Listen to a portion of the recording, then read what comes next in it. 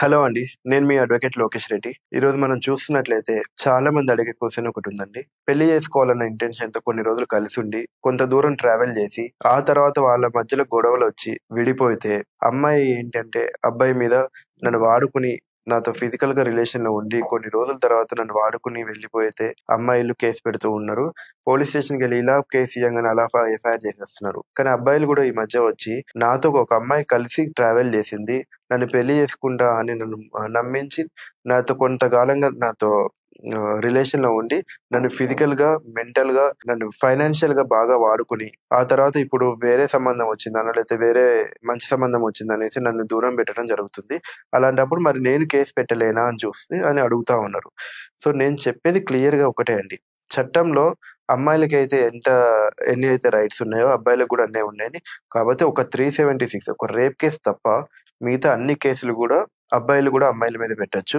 So, నేను చెప్పేదేంటంటే, ఒక అమ్మాయి గనక మిమ్మల్ని ఫిజికల్‌గా వాడుకొని, ఫైనాన్షియల్‌గా వాడుకొని, మోసం చేసినట్లయితే, మీరు అమ్మాయి మీద breach of trust and cheating case క్లియర్‌గా పెట్టుకోవచ్చు. ఒకవేళ మీకు పోలీస్ స్టేషన్‌లో కంప్లెయింట్ ఇస్తే తీసుకోకపోతే, కోర్ట్‌లో ప్రైవేట్ కంప్లెయింట్ ఏసుకోవచ్చు. లేదు అంటే పోలీస్ స్టేషన్ వాళ్ళు కంప్లెయింట్ ఇస్తే తీసుకోవట్లేదు, అక్నాలెడ్జ్‌మెంట్ ఇవ్వట్లేదు అని చెప్పేసి, మీరు హైకోర్ట్‌లో రిట్ పిటిషన్ కూడా ఫైల్ చేసుకోవచ్చు.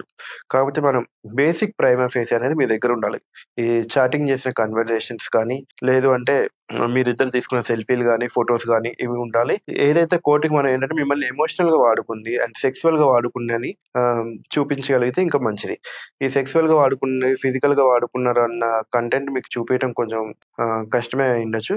కాకపోతే ఏమైనా టెక్స్ట్ మెసేజెస్ గానీ, వాట్సాప్ మెసేజెస్ గానీ ఉండుంటే వాటిని తీసుకొని మీరు ఖచ్చితంగా కేస్ ఫైల్ చేయొచ్చు. కొన్ని సందర్భాలలో ఫైనాన్షియల్‌గా వాడుకున్నప్పుడు ఈ బ్యాంక్ ట్రాన్సాక్షన్స్ కూడా మీకు యూజ్ అవుతాయి.